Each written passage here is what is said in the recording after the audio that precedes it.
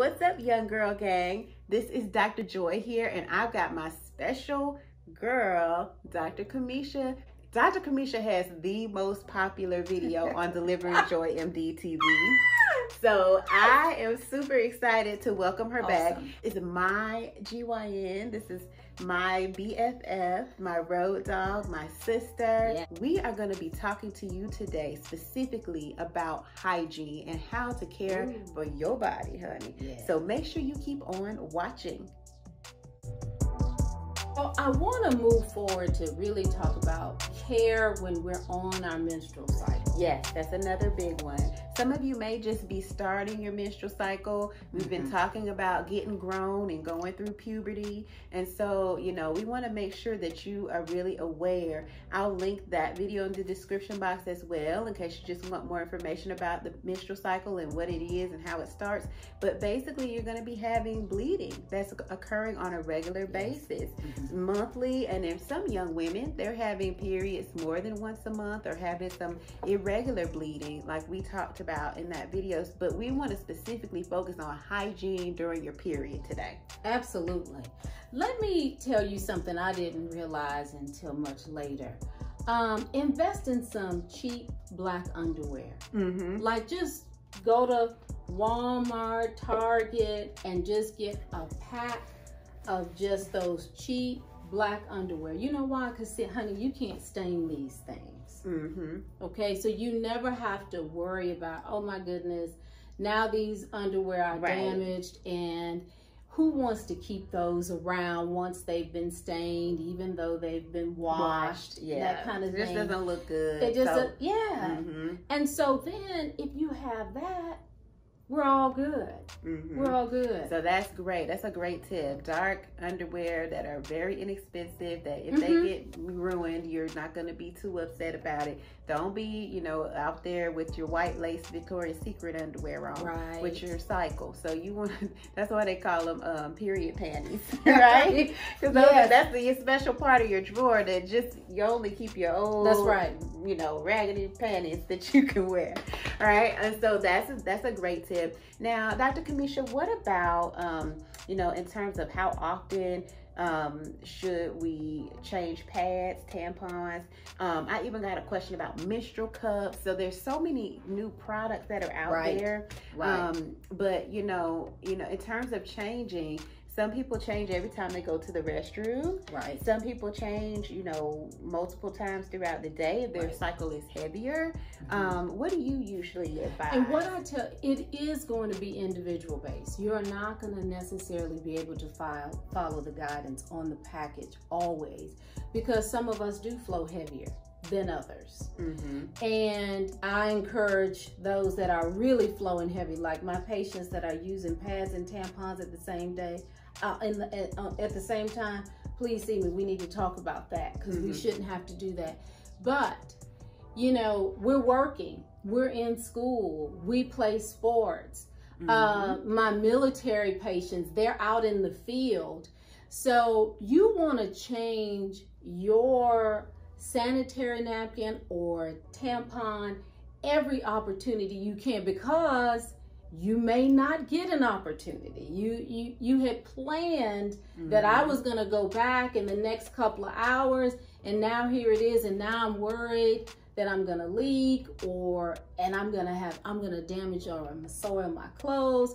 So you have to know your own body, that flow. And you also, you want to, if you have an opportunity to change it, I advise you to do so, because things happen.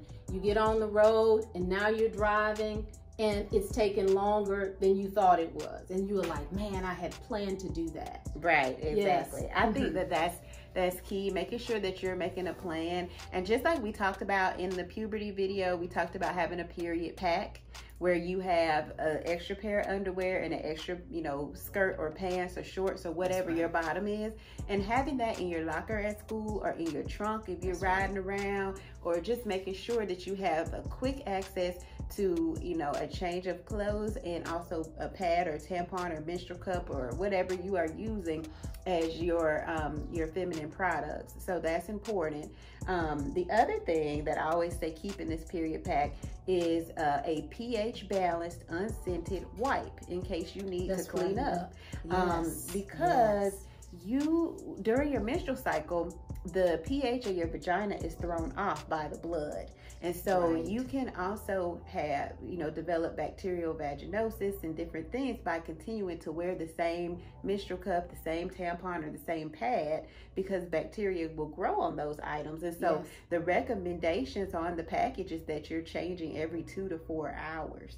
So, you know, at least every time you go to the bathroom, that shouldn't be too often unless you've got some bladder issues going on. So you should probably just change when you have the opportunity. When you go to the bathroom, go ahead and change. Absolutely. Now, I always get a lot about tampons. And what do you think about tampons? There's nothing wrong with tampons. Nothing at all. Oh, it can get lost up in you. The vagina is it's a dead end. That's the best way I can put it. It's not going anywhere. It's in the vagina. It's got to come out. You can get it out. It's going to come out. And if you have trouble getting it out, we can get it out for you. I've taken out many a tampon that was stuck. I'm not happy about it, but I will help you out. Because they, you know, you want to talk about stank. Stank. But that's the point is that if you need it out, you need it out, because wearing tampons for long periods of time and leaving them in the vagina can lead not only to, you know, vaginal infection, but also infection all throughout the body. That's called toxic shock syndrome. And so we don't see too much of that anymore, because people are much more aware of that and are changing their tampons, and the tampons are being made with different items that help to prevent toxic shock syndrome. But there are still women who are very sensitive to different sanitary products. And let me just help you a little bit. If you have a tampon and you're having a hard time getting it out, what you need to do is, when you're in the bathroom, if you will just squat down, and you spread your legs and you squat down, and then you can insert your fingers into your vagina. If you just bear down, I mean